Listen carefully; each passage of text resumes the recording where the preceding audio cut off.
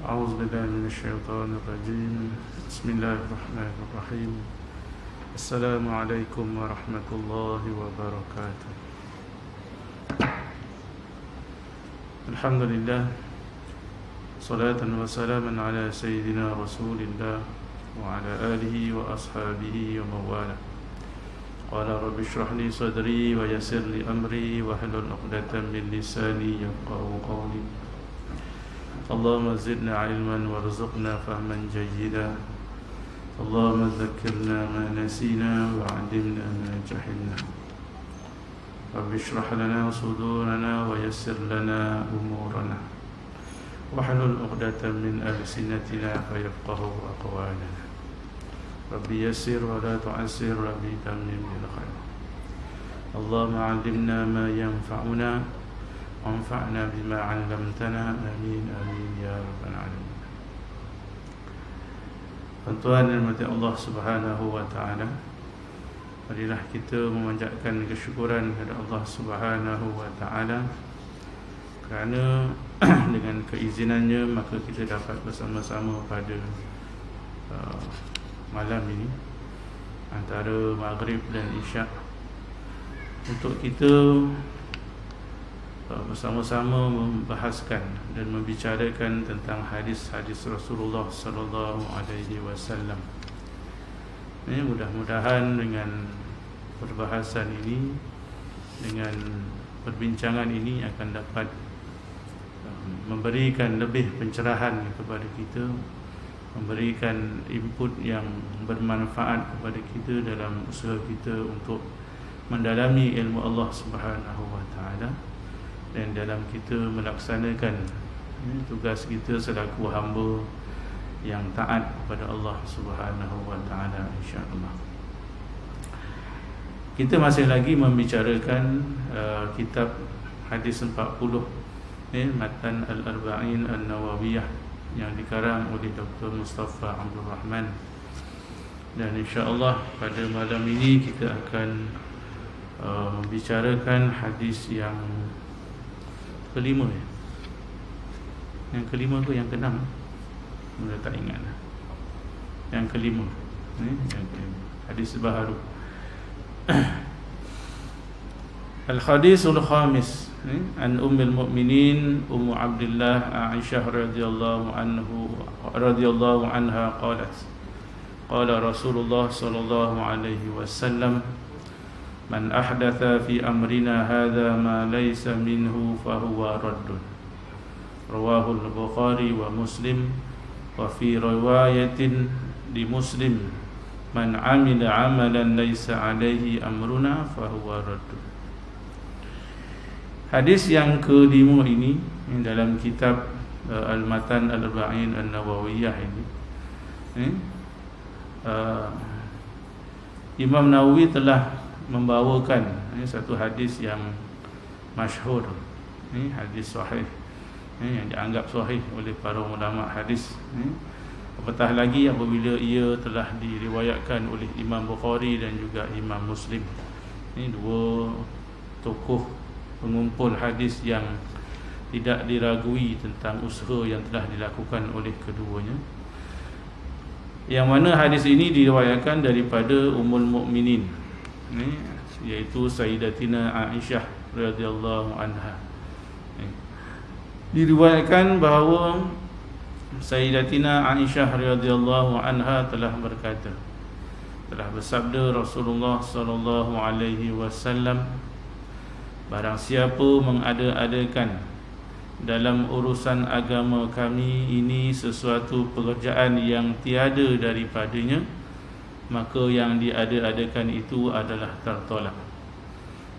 Lafaz yang diriwayatkan oleh Imam Bukhari dan Imam Muslim. Dan daripada satu riwayat yang lain oleh Imam Muslim, man amila amalan laisa alaihi amruna fahuwa raddun. Barang siapa yang mengerjakan suatu pekerjaan yang tiada di atasnya urusan kami, maka ia adalah tertolak. Secara ringkasnya hadis ini membicarakan tentang suatu amalan yang dicipta ataupun yang diada-adakan.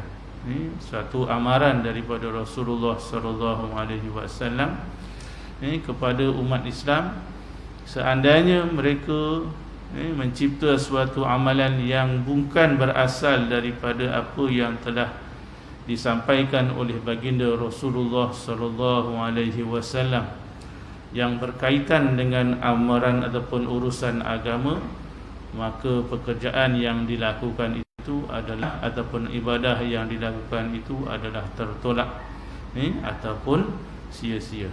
Itu secara ringkas tentang hadis ini. Akan tetapi marilah kita lihat syarahan yang telah dikupas oleh Dr. Mustafa Abdul Rahman dalam mengupas hadis ini. Hadis ini diriwayatkan oleh Bukhari dan Muslim dari Aisyah Ummul Mukminin, isteri Rasulullah sallallahu alaihi wasallam. Kenapa mereka digelar sebagai Ummul Mukminin? Antara sebabnya ialah kerana isteri-isteri Rasulullah sallallahu alaihi wasallam ini haram dinikahi oleh orang lain selepas kewafatan Rasulullah sallallahu alaihi wasallam. Sebab ialah mana boleh kita kahwin dengan ibu kita kan? Walaupun bergetah macam mana pun ibu kita tak boleh anak mengahwini ibu. Sebab itu antara sebab kenapa mereka digelar ataupun diberi gelaran sebagai Ummul Mukminin, kerana pengharaman berkenaan. Para sahabat tidak boleh menikahi isteri Rasulullah sallallahu alaihi wasallam, balah tabi'in dan sebagainya. Sebab itu mereka digelar sebagai Ummul Mukminin sebagai suatu cara untuk menjaga kehormatan. Kehormatan bekas isteri Rasulullah sallallahu alaihi wasallam sendiri, dan juga kehormatan Rasulullah sallallahu alaihi wasallam. Kemuliaan Rasulullah sallallahu alaihi wasallam. Kerana macam kita semua fahamlah kan, antara suami dan isteri ni mana ada rahsia dah. Ada rahsia ke? Kalau ada rahsia tu masalah dah tu. Kan? Jadi bila tidak ada rahsia, maka takutlah tercerita ke sesuatu perkara yang memburukkan Nabi ke, wallahu alam, kita tak tahu. Itu sebagai satu cara untuk mengekalkan, memelihara kemuliaan Rasulullah sallallahu alaihi wasallam. Menurut riwayat yang termasyhur, Rasulullah mengahwininya dalam usia 6 tahun di Mekah, iaitu 3 tahun sebelum hijrah, dan bercampur dengan baginda Siti Aisyah pada bulan Syawal sekembali dari perang Badar pada tahun kedua Hijrah, ketika Aisyah berusia 9 tahun. Ini riwayat tentang usia, berapakah usia Sayyidatina Aisyah ketika dikahwini oleh baginda Rasulullah sallallahu alaihi wasallam. Dan kita kena ingat bahawa pada masa itu budayanya berbeza dengan kita sekarang ni. 9 tahun pada masa itu mungkin tidak sama dengan 9 tahun sekarang. Daripada segi fizikalnya, dari segi kematangannya, daripada segi kesuburannya. Sebab kanak-kanak perempuan boleh balik seawal 7 tahun pun boleh balik dah boleh keluar haid. Kalau yang subur, yang besar, elok apa dan sebagainya tu 7 tahun dah boleh balik dah. Apatah lagi 9 tahun. Dan keadaan pada masa itu juga menyebabkan mungkin perempuan-perempuan ataupun kanak-kanak pada waktu itu dia lebih balik awal, lebih dewasa awal, tidak seperti mana budak-budak sekarang. Itu kita kena ingat. Dan itu adalah perkahwinan yang diperintahkan oleh Allah Subhanahu wa ta'ala. Jangan kita bandingkan dengan zaman kita lah. Ketika wafat Rasulullah sallallahu alaihi wasallam, Aisyah berusia 18 tahun. dan hidup selama 40 tahun selepas kewafatan Nabi sallallahu alaihi wasallam. Ahli hadis telah meriwayatkan hadis daripadanya sebanyak 2210 hadis. 2210 hadis. 174 daripadanya disetujui oleh Bukhari dan Muslim. 64 daripadanya diriwayatkan oleh Bukhari sendiri, manakala 68 daripadanya diriwayatkan oleh Muslim.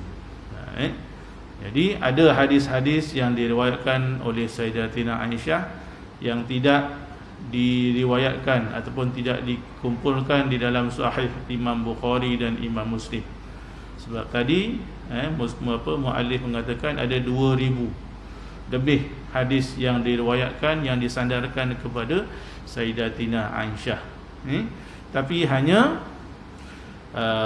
puluhan saja hadis yang diriwayatkan oleh Imam Bukhari dan Muslim, dan juga yang hanya diriwayatkan oleh Imam Bukhari dan yang hanya diriwayatkan oleh Imam Muslim. Mesti kita tertanya-tanya, kenapa tak semua 2000 Imam Bukhari dan Imam Muslim ambil? Kenapa hanya 60 ataupun 70 sahaja? Ini adalah berkenaan dengan pendapat yang diambil oleh Sayyidina oleh Imam Bukhari dan Imam Muslim di dalam menilai perawi-perawi hadis itu. Sebab itu, oleh kerana atas jalan untuk berhati-hati, ihtiyat, maka Imam Bukhari dan Imam Muslim hanya mengambil hadis daripada Sayyidatina Aisyah yang diriwayatkan oleh jalan yang tidak diragui oleh keduanya. Bukan kita kata hadis-hadis yang lain tu hadis-hadis palsu, tidak. Tetapi dalam usaha untuk berhati-hati, dalam usaha untuk hanya memastikan hadis yang benar-benar diyakini bahawa ia datang daripada Rasulullah sallallahu alaihi wasallam, maka hadis berkenaan sahaja yang dimasukkan oleh Imam Bukhari dan Imam Muslim dalam sahih ataupun dalam kitab sahih mereka. Sebab itu ilmu hadis ini adalah suatu ilmu yang memerlukan kepada ijtihad para ulama hadis. Sebab masa tu mana ada recording kan? Masa tu mana ada recording, mana ada iPhone ni, iPhone berapa ni? Ni sama. iPhone 14. Itulah iPhone apa kan? Mana ada teknologi ni semua kan? Yang ada hanya catatan para sahabat. Paling kuat pun catatan para sahabat, hafazan dan sebagainya. Dan pada ketika Nabi SAW masih hidup, baginda memang melarang untuk para sahabat daripada mencatat perkataan dan perbualan serta apa yang disabdakan oleh baginda Rasulullah SAW.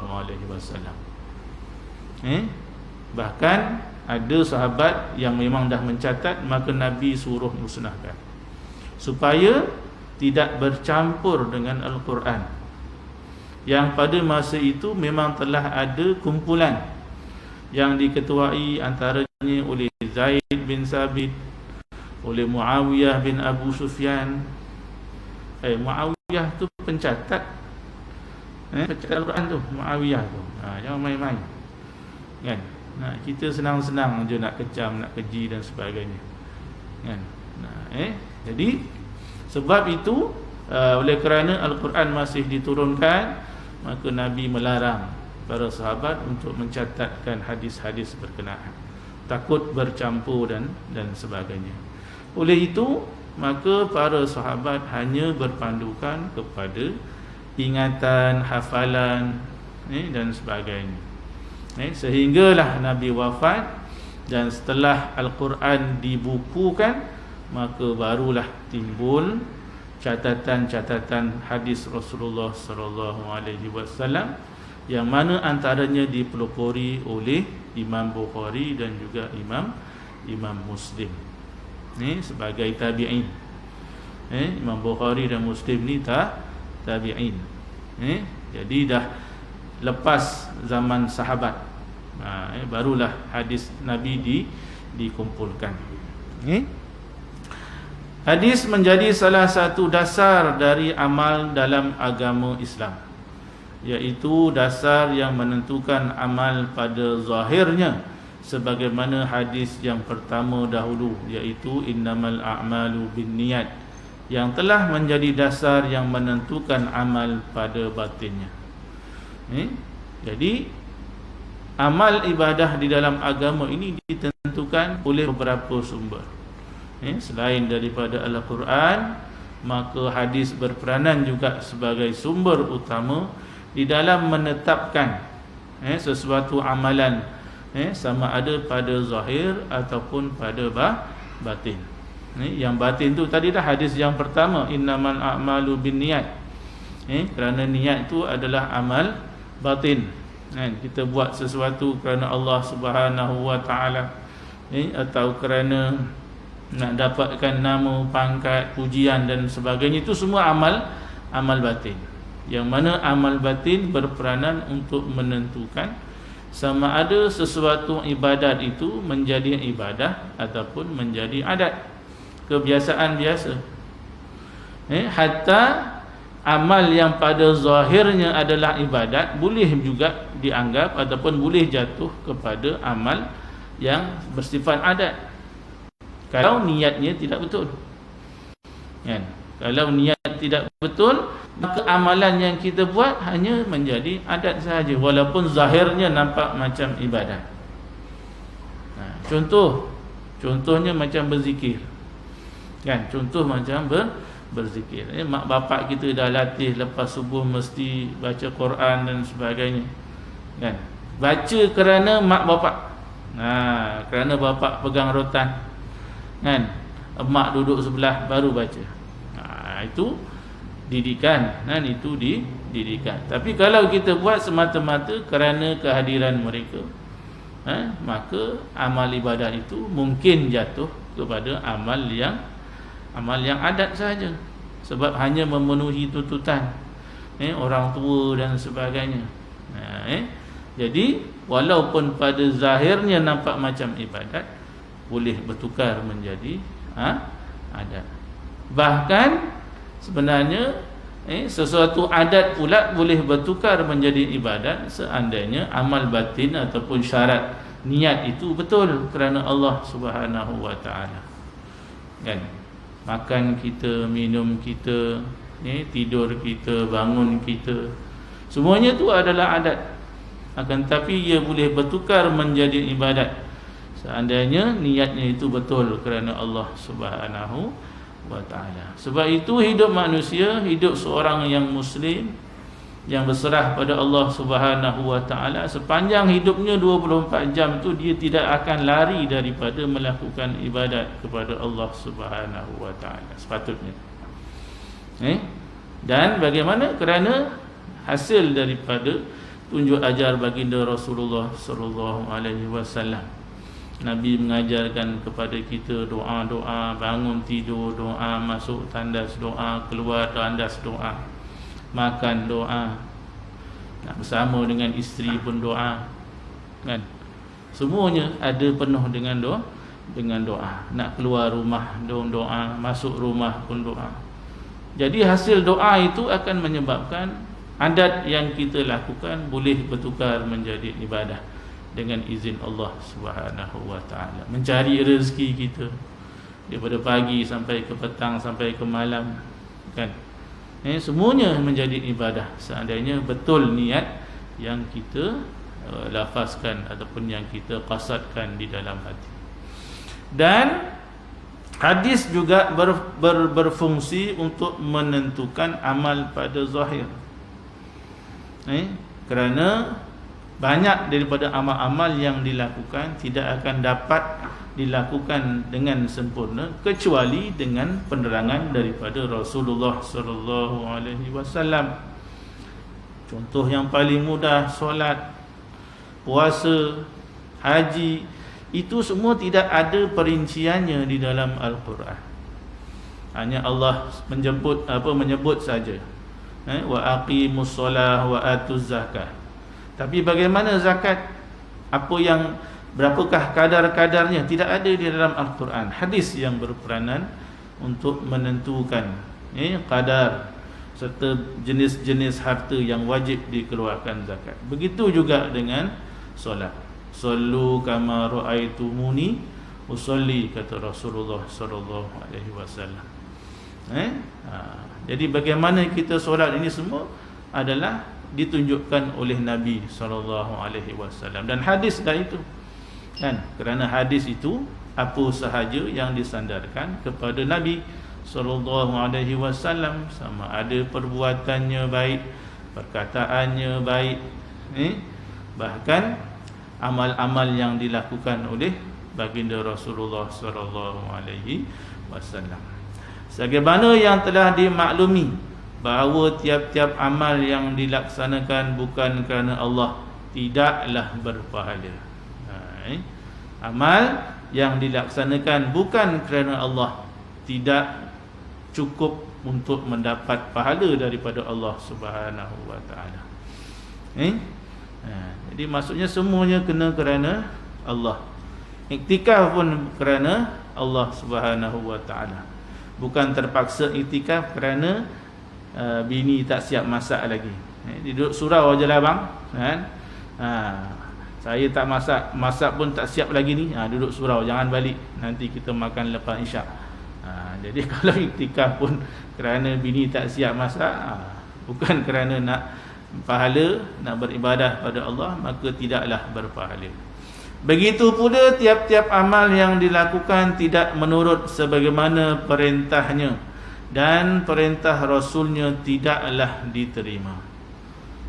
Amal ibadat yang pada zahirnya kita lakukan ini, jika dilakukan tidak menurut sebagaimana yang diajarkan oleh baginda Rasulullah sallallahu alaihi wasallam, maka tidaklah diterima. Macam mana Nabi solat, macam mana Nabi rukuk, macam mana Nabi sujud. So sekarang ni kita kena yakin, kita kena belajar dan kita kena yakin bahawa beginilah cara Rasulullah sallallahu alaihi wasallam. Macam mana kita nak tahu? Maka kita kena belajar daripada ulama-ulama, tuan guru dan sebagainya. Tak boleh ikut tuan guru Google. Tak ikut ataupun tak cukup syarat tu. Kan? Walaupun sekarang ni maklumat di hujung jari kan, tapi tak mencukupi syarat. Sebab syarat di dalam agama kena menuntut ilmu, kena berguru. Tak boleh melalui hanya rakaman-rakaman dan sebagainya. Sebab mungkin kita salah faham, mungkin kita tersilap tengok, mungkin kita tidak sempurna pemahaman sebagaimana yang ditunjukkan. Sebab itu kena berguru. Malah ditolak sama sekali. Amal ibadat yang dilakukan tidak sama sebenarnya yang diperintahkan, akan tertolak. Bukan sahaja tidak diterima, maka akan tertolak. Maksudnya tidak memberikan faedah, tidak mendatangkan pahala, tidak diterima oleh Allah Subhanahu wa taala, tidak tertunai tanggungjawab yang kita lakukan. Beria-ia kita ni, besok ni nak puasa kan, sebulan lebih lagi kan, menahan lapar daripada pagi, daripada subuh sampai ke maghrib, tapi tak betul caranya, kan, hanya menahan lapar, tetapi melakukan perkara-perkara yang lain ke, macam mana ke, yang boleh membatalkan, maka batallah juga puasa. Inilah yang menjadi nilaian hukum yang dikehendaki daripada hadis yang diriwayatkan oleh Aisyah itu tadi. Amal ibadat yang kita lakukan kena betul-betul sebagaimana yang Nabi ajarkan, bukan hanya ikut-ikut. Bukan hanya ikut-ikut. Perkara mengada-ngadakan dalam agama, sesuatu yang diada-adakan adalah tertolak. Rasulullah telah menerangkan pada hadis tersebut bahawa barang siapa mengada-ngadakan dalam urusan kami suatu yang tiada daripadanya, maka ia adalah tertolak. Demikianlah menurut riwayat Imam Bukhari dan Muslim. Erti mengada-ngadakan ialah mereka dan membuat sesuatu yang baharu yang tidak ada contohnya daripada baginda Rasulullah sallallahu alaihi wasallam.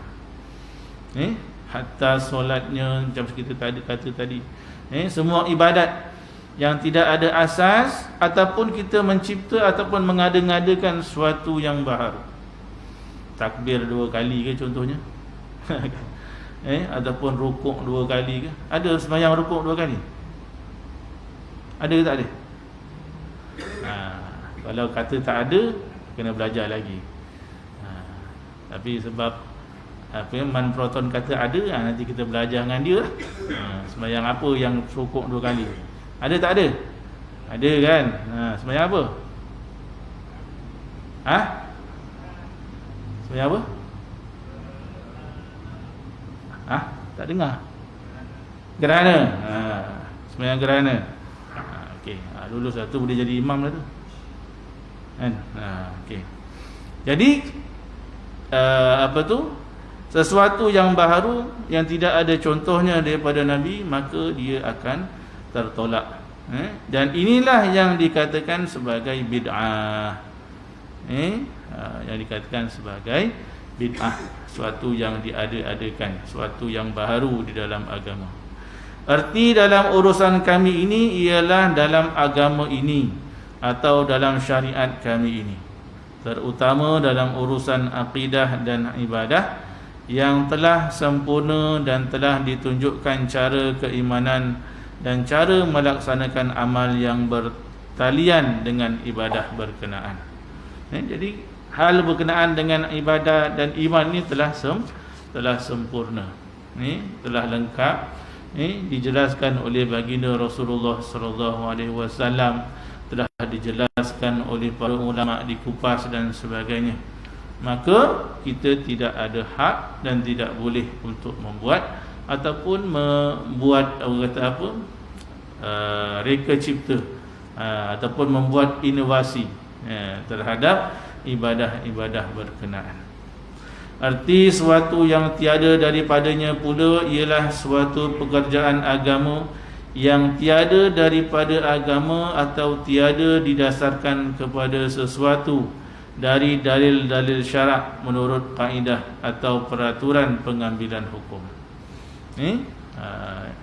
Maksudnya yang memang tidak ada dasar, yang memang tidak ada asas daripada ibadah yang telah disyariatkan oleh baginda Rasulullah sallallahu alaihi wasallam. Contoh yang paling mudah ialah mungkin baca Yasin malam Jumaat. Kan? Dia bid'ah ke tidak? Ataupun kalau surah Al-Kahfi itu memanglah Nabi ada di dalam hadisnya. Tapi boleh tak boleh kita baca surah Yasin malam Jumaat? Kan? Boleh tak boleh? Boleh.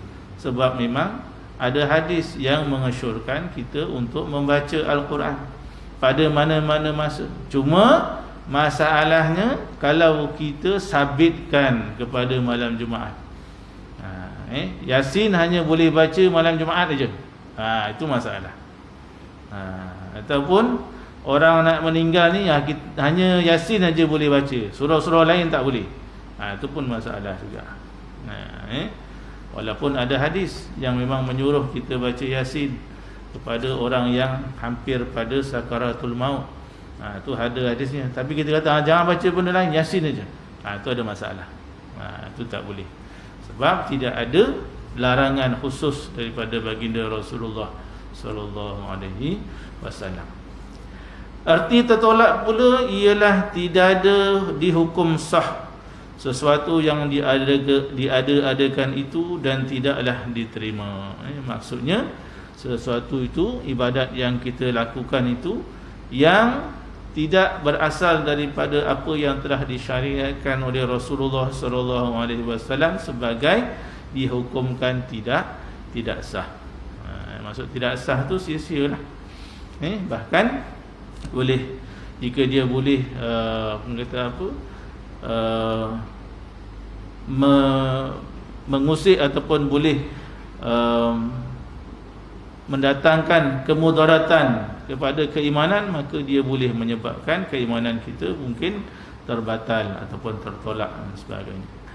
Kemudian pada hadis tersebut itu pula, menurut riwayat Muslim, Rasulullah menjelaskan bahawa barang siapa mengerjakan sesuatu pekerjaan yang tiada di atasnya urusan kami, maka ia tertolak.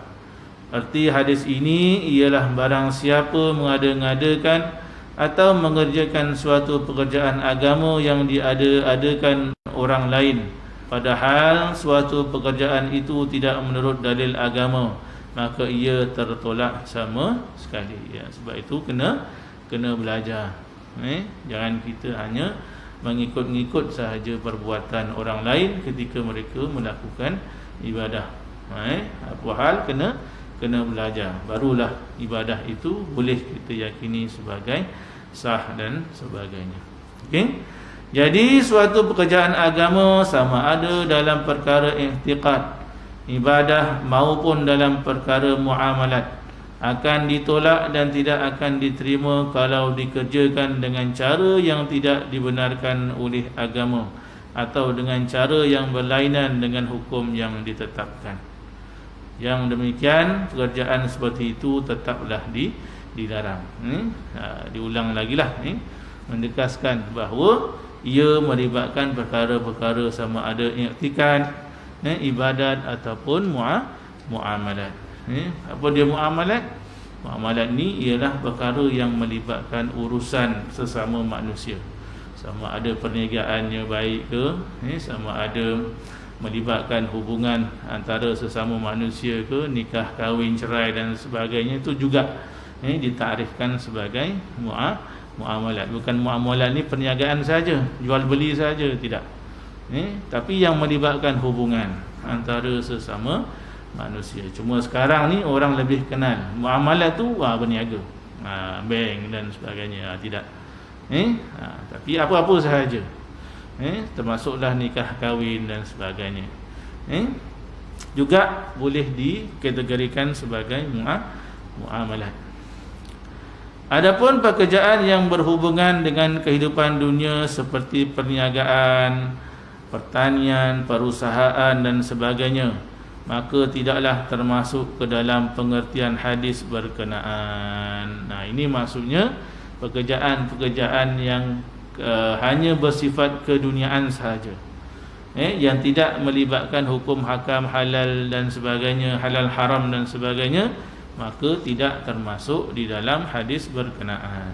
Contoh cara pengangkutan contohnya, kan, pengangkutan daripada satu tempat ke suatu tempat, ataupun nak cipta benih, biji benih baru, kan. Sekarang ni bukan musangking dah yang tu, apa namanya, ada satu lagi jenis durian, keluar lagi satu, kan. Itu tak ada masalah. Okey, itu tak termasuk dalam perkara bid'ah yang dimasukkan dalam hadis berkenaan. Lepas ni apa, janda king ke apa ke, mana dah tahu, kan. Daripada Oci daripada Rashid ke mana tahu, kan. Jenis-jenis buah-buahan ke apa, itu tidak termasuk. Begitu juga perkara-perkara yang melibatkan perniagaan, perusahaan dan sebagainya, pertanian, itu semua tidak termasuk dalam perkara yang dimaksudkan oleh Rasulullah sallallahu alaihi wasallam, kecuali jika ia melibatkan perkara-perkara yang melibatkan halal haram dan sebagainya. Jual beli, apa yang boleh dan tak boleh Nabi dah jelaskan, kan. Al halalu bayyinun wal haramu bayyinun, kata Rasulullah sallallahu alaihi wasallam. Yang halal tu jelas, apa yang boleh diniagakan, yang haram pun jelas, kan. Yang bercampur dengan najis maka tidak boleh dimasukkan dalam jual beli, tidak boleh dimasukkan dalam urusan jual beli, tak boleh dijual dan juga tak boleh dibeli. Yang melibatkan riba, maka itu kena kita pastikanlah urusan-urusan berkenaan. Dan kalau kita mengatakan bahawa yang haram itu sebagai halal, maka itu juga termasuk dalam bid'ah, mengada-adakan. Walaupun kita letak nama yang Islamik lah contohnya, kan, nama Islamik tapi rupanya Pak Mantelo, skim cepat kaya, kan. Itu haram lah hukumnya. Sekarang ni macam-macam, kan, kata jual vitamin. Anak saya masuk ni, bukan masuk jadi ahli, masuk nak dengar, kan, apa produk apa namanya, jual vitamin 4,500. Masuk hari ini, bayar deposit ataupun bayar yuran penyertaan 500, minggu depan garanti dapat 2,000. Pak Mantelo lah tu. Mana ada peniaga yang dah fix dia punya keuntungan dalam tempoh yang tertentu pula tu. Jadi kena hati-hati. Ini macam-macam skim yang ada sekarang ni, yang sebenarnya tidak mematuhi syariah. Yalah, kan sekarang ni orang tengah mula nak naik balik, kan. So masing-masing pun membukalah konon-kononnya peluang-peluang pekerjaan, peluang-peluang rezeki dan sebagainya. Jadi kena hati-hati tuan-tuan. Yang demikian tidaklah dilarang mengadakan suatu cara atau peraturan yang baru yang lebih sesuai dengan zaman, selama tidak ada keterangan yang melarangnya oleh sesuatu sebab. Macam tadilah, kalau berniaga tidak melibatkan perkara-perkara yang diharamkan, najis dan sebagainya, maka tidaklah menjadi masalah. Yang kedua, amal-amal agama yang tidak diterima.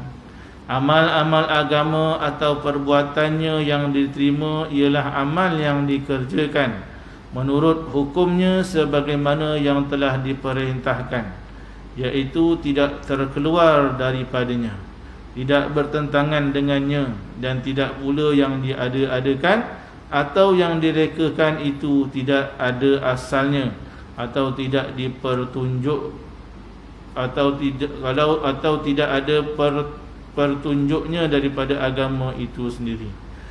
Maksudnya amal yang kita kerjakan itu mestilah bersumber daripada, sama ada daripada Al-Quran ataupun daripada hadis Rasulullah sallallahu alaihi wasallam. Di antara amal atau perbuatan yang tidak sah dan tidak diterima ialah seperti mandi, berwuduk, puasa, sembahyang dan ibadah-ibadah lain yang dikerjakan tidak menurut hukumnya. Mandi, wuduk, puasa, bahkan solat, sekiranya dikerjakan tidak menurut hukumnya, maka amal itu tidak sah.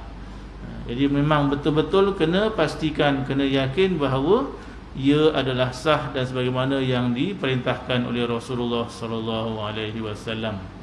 Dan seperti jual beli dengan akad yang berlawanan dengan peraturan agama, dan seperti satu perbuatan yang dikatakan menjadi ibadah yang padahal tidak diperintah atau tidak pernah ditunjuk oleh dalil agama. Contohnya seperti seorang lelaki yang berdiri di tengah-tengah panas matahari. Rasulullah bertanya, mengapa halnya begitu? Maka orang itu menjawab, dia bernazar. Nazarnya ialah untuk berdiri, tidak mahu duduk, tidak mahu berteduh, dan ditambah lagi dengan berpuasa. Kemudian Rasulullah menyuruh lelaki itu supaya segera duduk dan berteduh serta sempurnakan puasanya, dan tidak dibenarkan dia meneruskan nazarnya dengan berdiri, kerana perbuatannya itu bukan satu perkara yang boleh dinazarkan kemudian disempurnakan sebagai suatu ibadah. Maksudnya perbuatan yang boleh menyebabkan kemudaratan.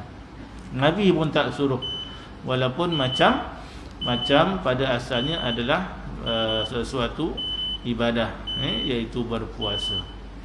Jadi kalau tak betul pun, kalau boleh memudaratkan, maka ia ditolak di dalam agama. Okey, kita azan dulu, nanti kita sambung sedikit lagi.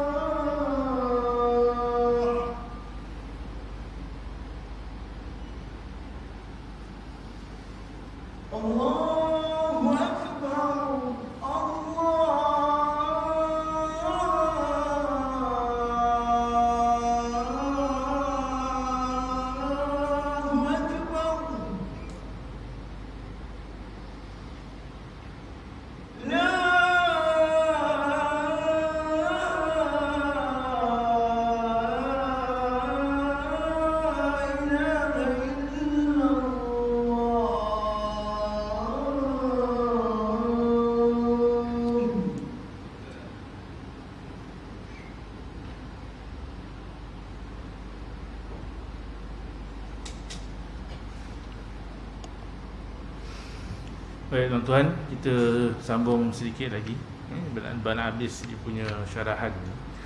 Jadi tadi kita berhenti pada kisah bagaimana seorang lelaki pada zaman Rasulullah sallallahu alaihi wasallam yang telah bernazar untuk berdiri di tengah panas terik dalam keadaan dia berpuasa. Mungkin dengan tujuan untuk menjadikan puasanya lebih payah. Jadi dengan itu akan mendapat lebih ganjaran daripada Allah Subhanahu wa taala, atau kerana tertunainya hajat dan sebagainya. Namun perkara tersebut dilarang oleh Rasulullah sallallahu alaihi wasallam. Kerana puasa itu bukannya untuk kita menyiksa diri sendiri. Puasa yang Allah syariatkan itu bukan disyariatkan untuk kita menyiksa diri sendiri, tetapi semata-mata untuk melakukan ataupun mematuhi arahan Allah Subhanahu wa taala. Dan kalau dilakukan dengan cara yang boleh memudaratkan seorang yang musafir, tetapi dia masih berkeras untuk berpuasa, maka kalau dengan puasanya itu menyebabkan dia berada dalam kesukaran, dalam mudarat, maka tak boleh dia berpuasa. Begitu juga ibadah yang lain. Maka kalaulah sampai mudarat, maka ibadah seperti itu ditolak oleh agama. Kerana Islam datang bukan untuk menyukarkan, bukan untuk memberikan mudarat kepada manusia, bahkan untuk memberikan manfaat dan memberikan suatu faedah kepada manusia di mana di masa kita berjumpa dengan Allah Subhanahu wa taala nanti. Begitu juga ada suatu riwayat yang menyatakan bahawa ada seorang lelaki yang mendengar khutbah, dalam keadaan berdiri di tengah panas. Dan diriwayatkan lelaki itu berbuat demikian kerana dia telah bernazar juga untuk mendengar khutbah dengan secara berdiri di tengah panas. Maka itu juga dilarang oleh Rasulullah sallallahu alaihi wasallam. Kerana itu bukan syariat mendengar khutbah.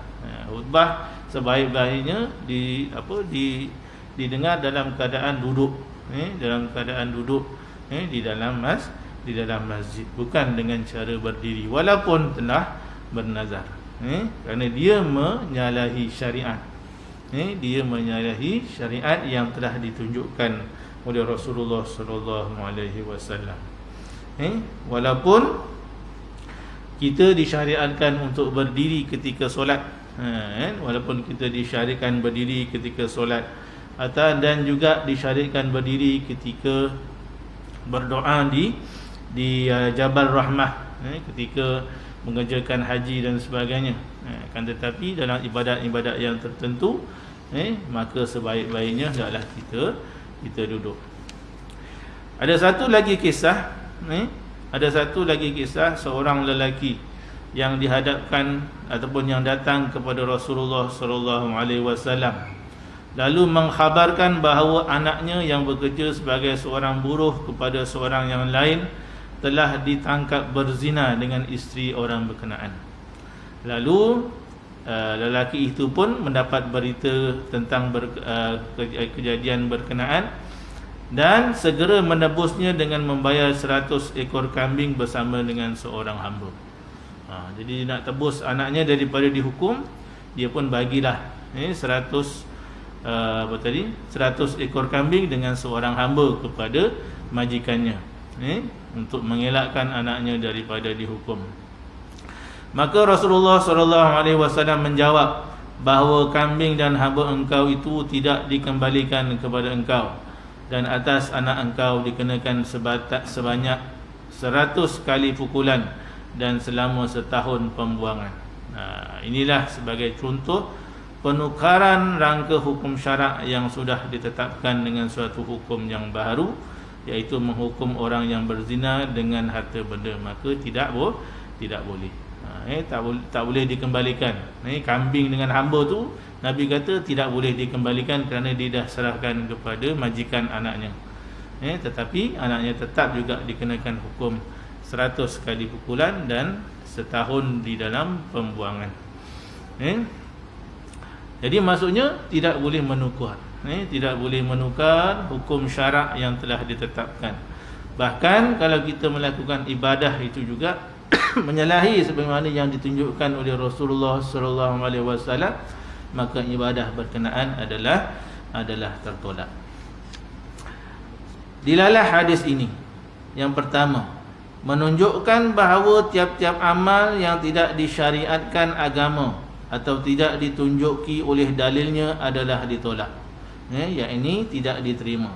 Kerana itu siapa sahaja yang merekakan atau mengada-ngadakan suatu perkara yang baru dalam agama atau dihubungkannya dengan agama padahal Allah dan Rasulnya tidak pernah membenarkan yang demikian, maka tidaklah perkara yang tersebut itu dipandang sah di dalam agama. Sebab itu ditolak dan tidak diterima.